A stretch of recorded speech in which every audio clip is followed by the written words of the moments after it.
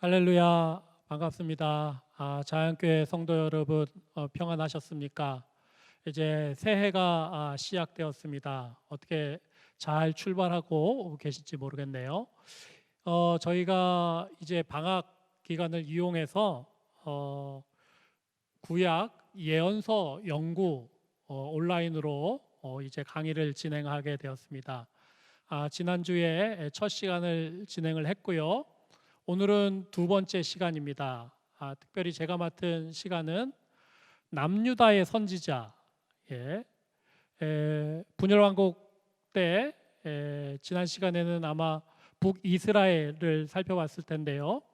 오늘은 남유다의 선지자, 특별히 이사야와 미가에 대하여 살펴보도록 하겠습니다.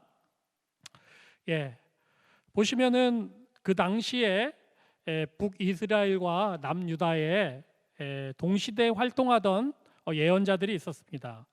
북이스라엘은 대표적으로 아모스와 호세아 선지자가 있었습니다. 그 반면에 남유다에서 활동하던 선지자는 대표적으로 이사야와 미가입니다. 그래서 이렇게 호세와 아모스가 북쪽 이스라엘에서 활동을 했다라면 동시대에 이사야와 미가가 남쪽 유다에서 활동을 한 것이다라고 할 수 있겠습니다. 이것을 조금 더 연대와 함께 구체적으로 살펴보면 다음과 같습니다.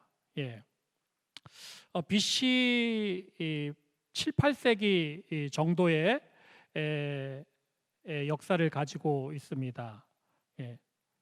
이제 북이스라엘은 엘리사와 엘리야를 시작으로 지난 시간에 살펴본 아모스, 호세아, 이 요나는 북이스라엘이 아니라 이제 니느웨 이방 땅을 대상으로 한 예언자였죠. 반면에 이제 남유다에서 활동한 예언자는 요엘을 이어서 이제 이사야, 그리고 이사야와 같은 시간에 미가 예언자가 같이 활동을 하였던 것입니다. 이것이 이 BC 700여 년 전의 일이었고,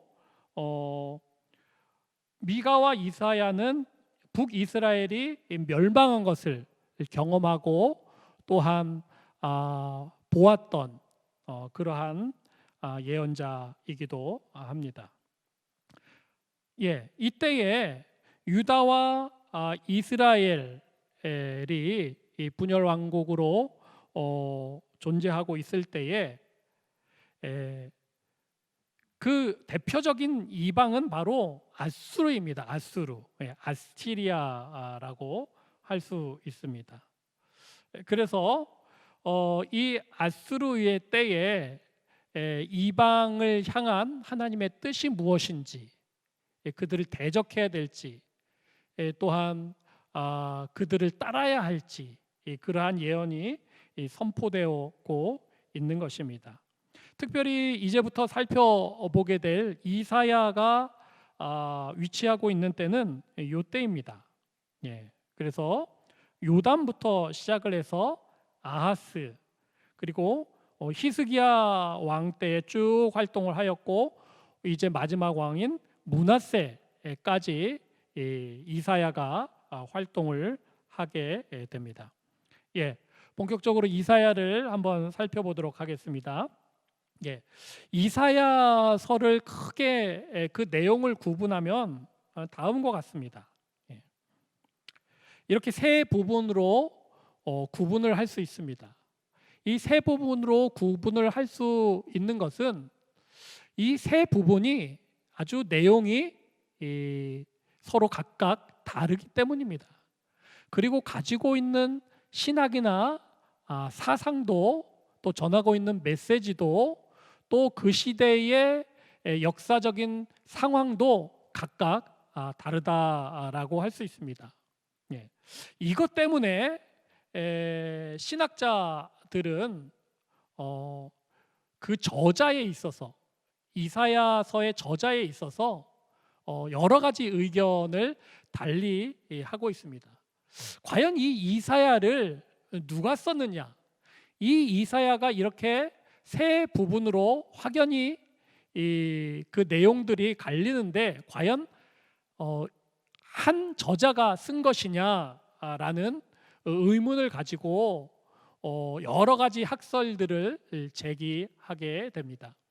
전통적으로 교회에서 우리가 받아들이는 그러한 의견은 이 이사야서는 이사야가 혼자 다 기록한 책이다라고 우리는 통상적으로 이해를 할 수 있습니다. 또 그렇게 이해해도 뭐 큰 무리는 없을 것 같습니다. 하지만 신학적으로 또한 이 이사야서를 학문적으로 접근할 때는 보통 서양의 학자들은 이 이사야 세 부분으로 나뉘어진 이사야를 제1 이사야, 2 이사야, 3 이사야다라고 그렇게 구분을 하면서 이 1 이사야, 2 이사야, 3 이사야가 각각 다른 저자가 있을 것이다라고 예상을 합니다.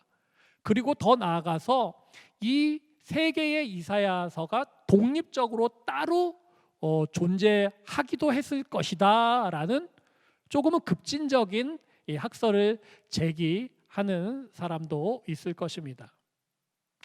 우리가 뭐 특별히 이제 구약을 조금 깊게 생각하다 보면 이 저자의 문제는 항상 우리가 부딪힐 수밖에 없는 문제입니다. 특별히 이 이사야서는 이 저자의 문제가 조금은 민감한 문제이다라고 할 수 있습니다. 자, 크게 세 부분으로 나누어 보았지만 크게 두 부분으로 나누어 본다면 첫 번째는 1장부터 39장입니다. 그리고 40장부터 66장입니다. 이것을 크게 나누어 볼 수 있어요. 왜 이것을 크게 나누어 볼 수 있냐면 이사야 39장 그리고 40장부터 66장까지에는 이 39장 40장 사이에는 시간적인 아주 큰 텀이 있다라는 것입니다. 큰 공간이 있다라는 것입니다. 그래서 이 1장부터 49장 그리고 40장에서 66장 사이에는 무려 160년이라는 간극이 있습니다. 그러니까 그 역사 그것이 무엇입니까? 1장부터 39장은 이제 유다의 왕조가 이제 끝부분에 이제 바벨론에게 유배를 갈 것이다라고 이제 예언을 하고 예고를 하는 것으로 마무리가 됩니다. 그런데 갑자기 40장에 가서는 그것을 건너뛰고 어디로 이야기가 접어듭니까?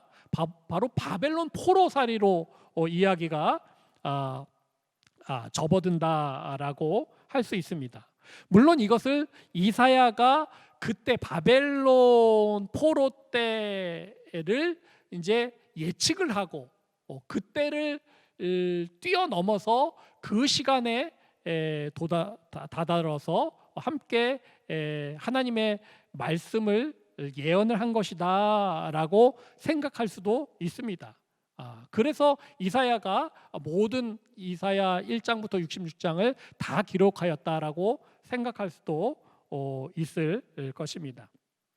그런데 이게 160년이라는 간극이 있기 때문에 과연 40장부터 66장까지 이사야가 과연 기록한 것이 맞느냐라고 의문을 제기합니다.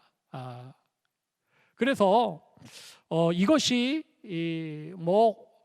무엇이 바른 학설이다라고 우리가 단언할 수는 없겠습니다. 그리고 학문적으로 이 이야기나 저 이야기나 수용하고 또한 도움을 우리가 성경 해석하는 데 있어서 받을 수 있다라고 생각을 합니다. 그런데요, 중요한 것은 무엇입니까?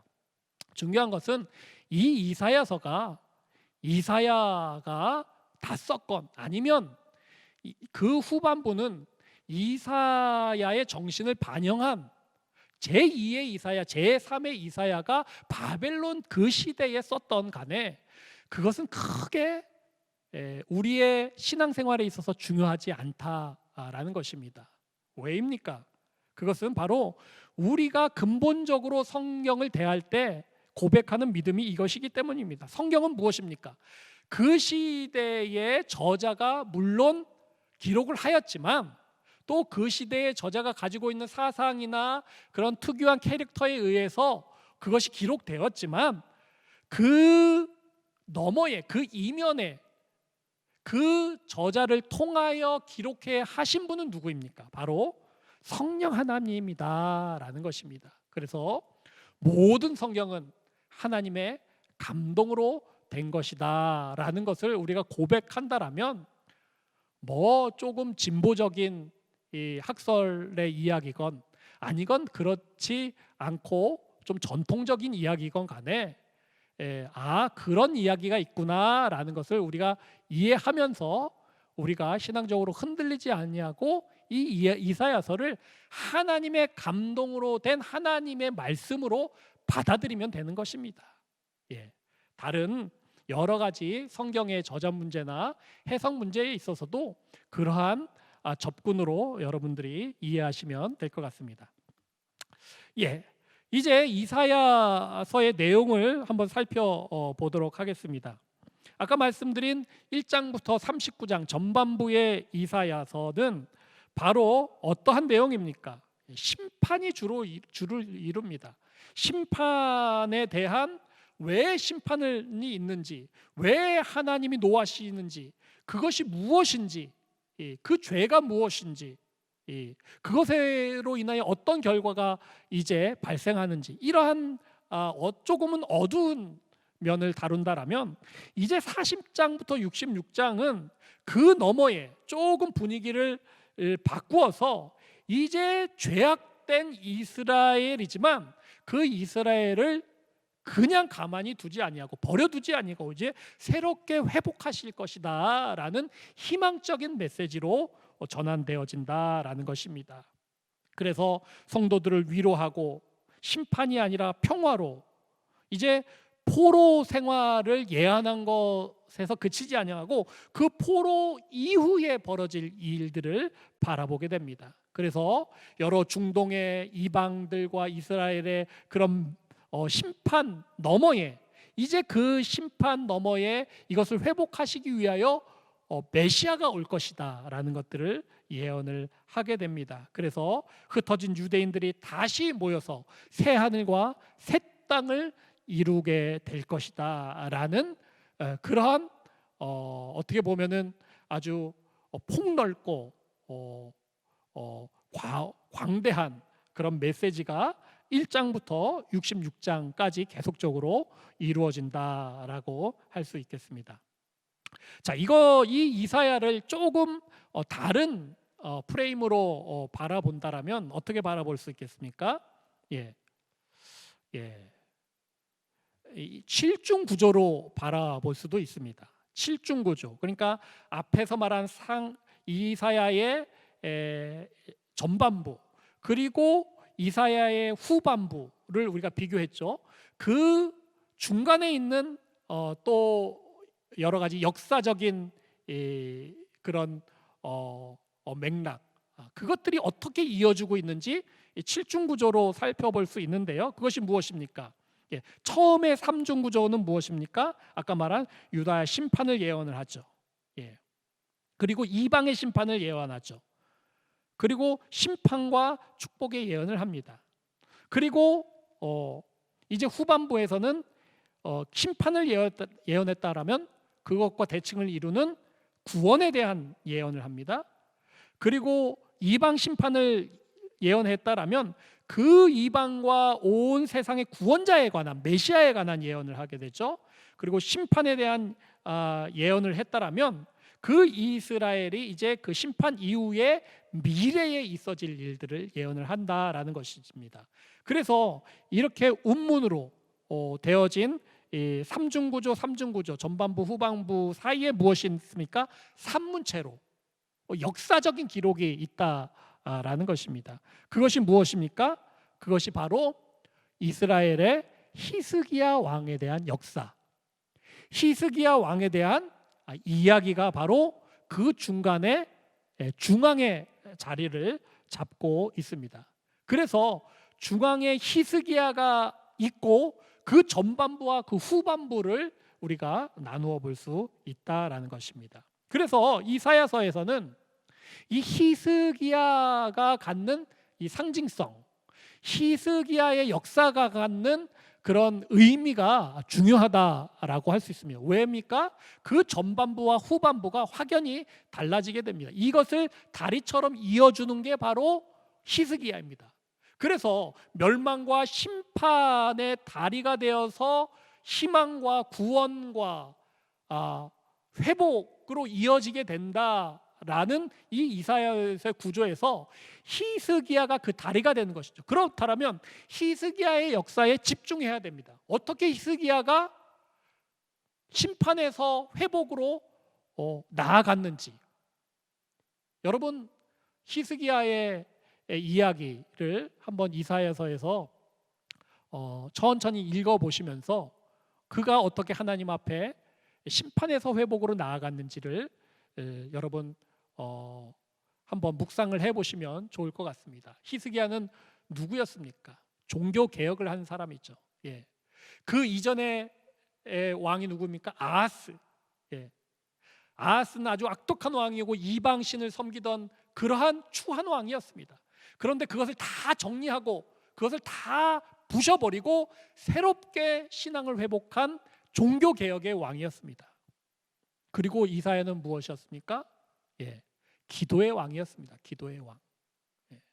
그리하여 기도함으로 이제 이방을 물리치게 되었고 기도함으로 그 생명이 연장이 되었다라는 것입니다. 그래서 심판에서 새로운 희망으로 나아갈 때에 다시 한번 우리의 신앙을 추스리고 회복하고 개혁하는 것, 그리고 하나님 앞에 겸손함으로 기도로 무릎으로 나아가는 것, 이것이 다리가 되었다라는 것입니다. 물론 히스기야의 잘못도 약점도 기록되어 있습니다. 교만하게 되어져서 자신을 좀 드러내고 싶어하는 그런 히스기야의 그런 잘못도 지적을 하고 있다라는 것입니다. 예, 여기서 우리가 좀 쉬어가는 의미로 이 히스기야와 이사야에 대해서 한번 살펴보다가 제가 발견한 자료가 있어서 한번 나누어 보도록 하겠습니다. 이사야는 왕족이었습니다. 그래서 이사야는 이 왕족과 관리들과 특별히 왕을 대면하면서 그 왕들에게 하나님의 메시지를 전한 사람이었거든요. 그런데 그러한 증거가 기록이 발견되었다라는 것입니다. 무엇입니까? 예, 이것은 어디냐면은요. 오벨산입니다. 오벨산. 여러분 오벨산 들어보셨을 겁니다. 이 오벨산에 무엇이 있었냐면은 히스기야 왕의 궁이 있었습니다.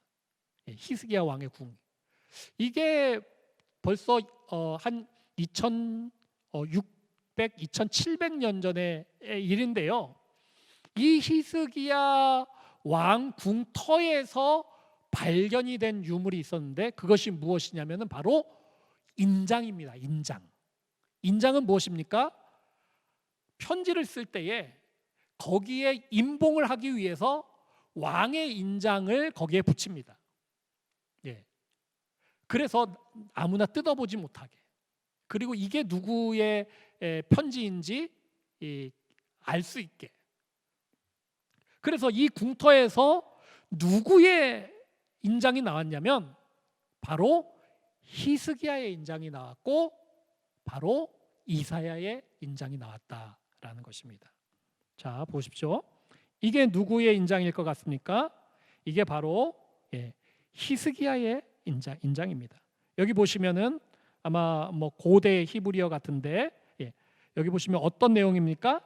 아하스의 아들 히스기야의 것이다라고 분명히 나타나 있습니다.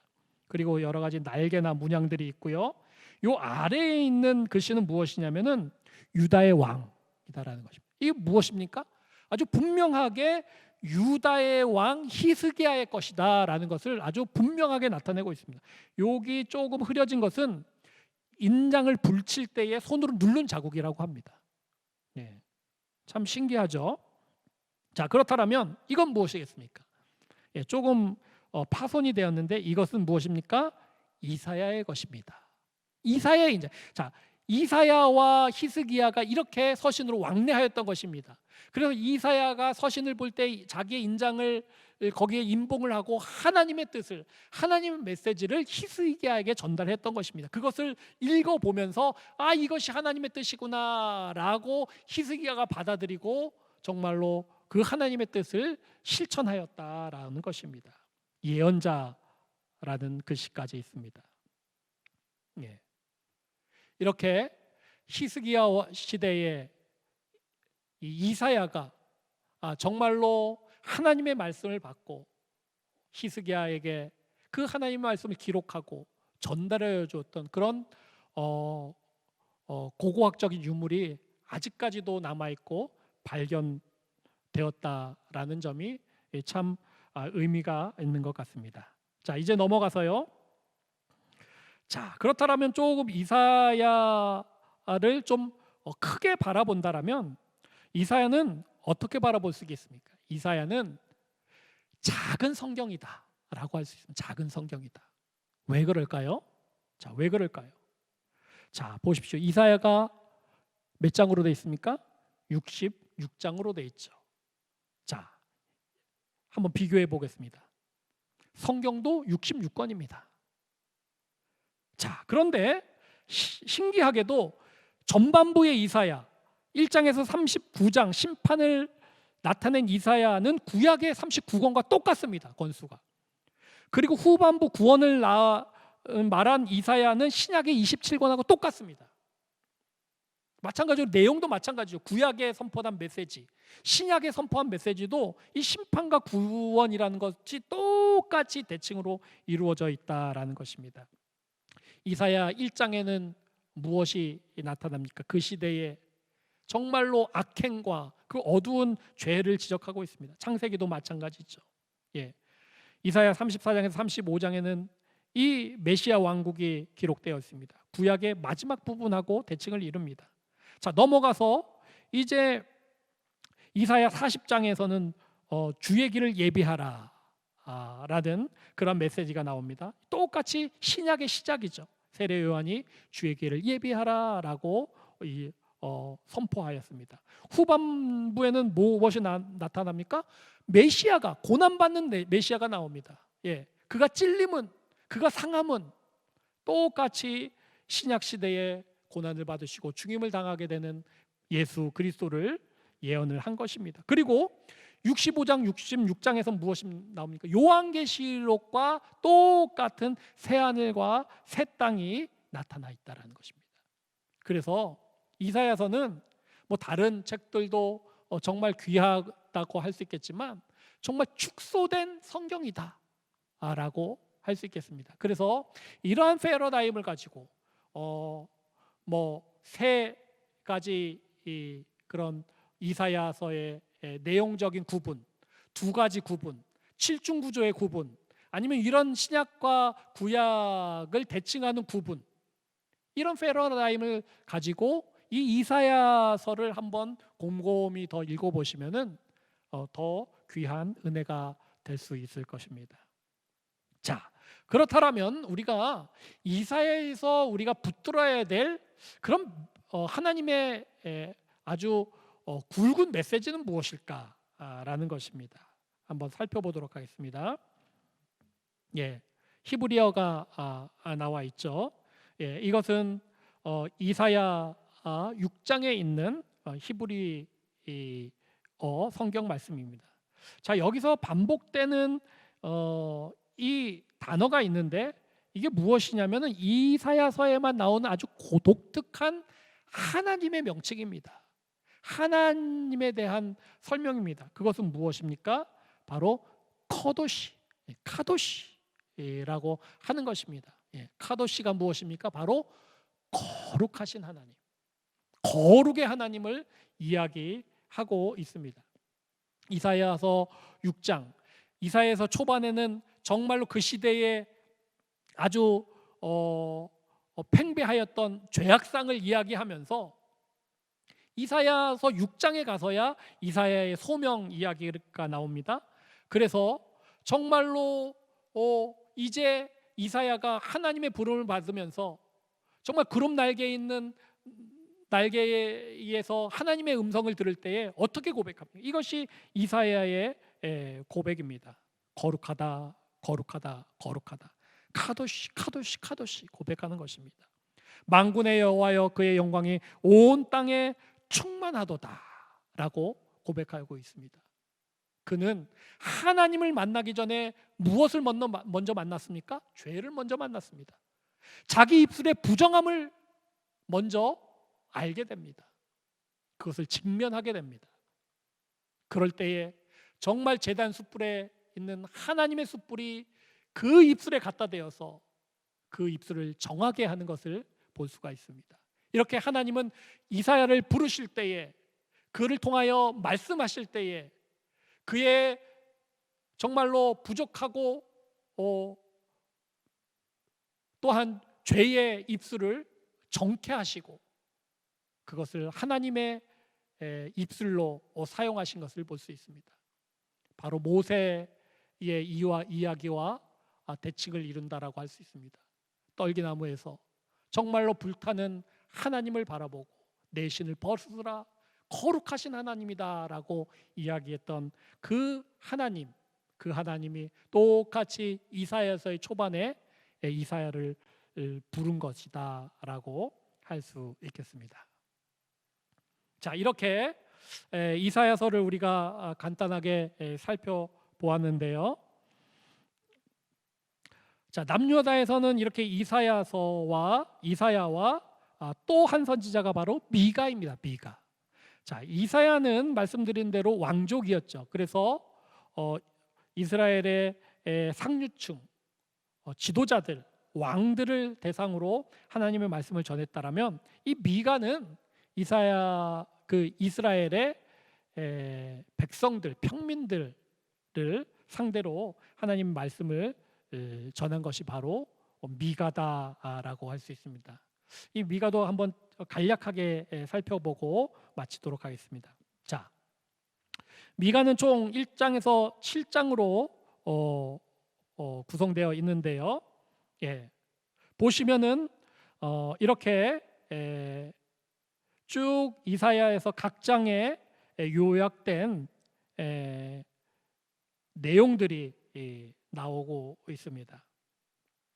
특별히 이사야서, 이 미가서에서 우리가 중점을 두고 살펴볼 부분들이 몇 개가 있는데요. 이 미가의 특징이라고 한다라면, 이사야도 마찬가지지만 이사야는 어떤 메시아를 예언했습니까? 고난의 종, 고난받는 메시아를 예언을 한 반면에, 이 미가는 베들레헴에서 이제 나실 예수님에 대하여 예언을 했다라고 할 수 있습니다. 그리하여 베들레헴 에브라다야, 너는 유다 족속 중에 작을지라도 이스라엘을 다스릴 자가 내게로 나올 것이다 라고 미가서 5장 2절에서 예언을 하고 있습니다. 그래서 미사야는 이제 후반부에 가면은 결론적으로 무슨 이야기를 합니까? 6장에 있는 것과 같이 하나님께서 구하는 것이 무엇이냐? 바로 공의를 행하는 것이다. 또한 인자를 사랑하는 것이다. 그래서 하나님과 함께 행하는 것이다. 함께 걸어가는 것이다 라고 이야기를 하고 있습니다. 그 시대의 여러 가지 죄악과 또한 관영된 부조리들을 지적을 하면서, 그렇다라면 하나님께서 원하시는 것이 무엇이고 내가 그 하나님 앞에 무엇을 가지고 응답하며 나아갈까를 결론적으로 이야기하고 있습니다. 6장 6절에 내가 무엇을 가지고 여호와 앞에 나아가며 높으신 하나님께 경배할까라고 물으며 나아갈 때에 바로 아까 그 말씀을 하고 있는 것입니다. 무엇입니까? 겸손히 내 하나님과 함께 행하는 것, 어떻게? 정의를 행함으로, 또 인자를 사랑하고 이웃을 사랑함으로 이 두 가지의 오른발 왼발이 정말로 한 걸음 한 걸음 나아갈 때에 그것이 겸손히 하나님과 함께 행하는 것이다 라고 미가는 결론적으로 이야기해 주고 있습니다. 예, 이렇게 우리가 간략하게나마 이사야와 미가를 살펴보았습니다. 시간 관계상 핵심만을 살펴보았는데요. 이러한 이해를 가지고 여러분 이사야와 미가서를 필사도 하시고 또 통독도 해보시면 좋을 것 같습니다. 하나님은 구약 시대뿐만 아니라 오늘도 이 땅을 다스리고 계십니다. 또한 이 다스리고 계실 때 분명히 누군가를 사용하고 계시다라는 것입니다. 누군가는 하나님의 역사가 이루어질 때에 그의 손과 발이 되어서 오늘도 사용되고 있습니다. 구약 시대 때 그것이 누구였습니까? 왕도 아니었습니다. 또한 제사장이나 여러 종교 지도자들도 아니었습니다. 바로 우리가 이번 방학 기간에 살펴보고 있는 선지자들, 예언자들이 바로 하나님의 손과 발이 되어서 하나님의 뜻을 그 시대, 그 역사들 가운데 외쳤던 자들입니다. 그것이 바로 예언자들이죠. 이 책은 무엇이냐면 아브라함 헷셀의 예언자들이라는 책입니다. 여기에 보시면은 이제 그 시대에 하나님의 뜻을 다른 여러 자들이 전하고 또한 그것을 외친 것이 아니라 바로 이 예언자들이 외쳤다라고 말하면서 우리도 이 예언자들의 그런 정신을 회복해야 된다라고 이야기하고 있습니다. 그러면서 이런 말씀을 하고 있습니다. 예언자는 누구이냐? 하늘의 음성을 대변함으로 땅의 질서를 재편하는 사람들이다 라고 이야기하고 있습니다. 여러분, 우리는 하늘과 땅 사이에 살고 있습니다. 예언자들이, 그 시대 예언자들이 하늘의 음성을 듣고 그것으로 끝나는 것이 아니고, 그것으로 내가 은혜만 누리고 내가 힘을 얻고 끝나는 것이 아니라 그것을 가지고 어디까지? 땅에까지 끌고 내려왔습니다. 그래서 땅에 있는 질서를 개혁하고 회복하고 재편하기 위하여 몸부림쳤던 사람들이 바로 예언자들입니다. 오늘도 하나님께서 분명히 하늘의 음성이 하늘의 역사와 하늘의 계획을 이루실 때에 누군가를 사용할 것입니다. 우리가 이제 이 예언자들의 정신과 영성을 본받아 우리가 하늘의 음성을 듣고 그것을 우리가 살고 있는 이 땅에 그 음성을 대변하고 그 음성을 외치고 그 음성을 전함으로 정말로 우리의 그 몸부림을 통하여 작지만 땅의 부조리함과 부정의들과 또한 죄악들이 다시금 회복되고 개혁되고 재편되는 그러한 놀라웠고 아름다운 일들이 일어나기를 원합니다. 이런 기도의 제목과 소망을 가지고 여러분 이번 방학에 이 구약의 예언자들 강의를 한번 이렇게 따라오시고 또 묵상하시고 성경을 앞으로 나아가면 좋을 것 같습니다. 이렇게 이사야와 미가서에 대한 강의를 모두 마치도록 하겠습니다. 다음 시간에 찾아뵙겠습니다. 감사합니다.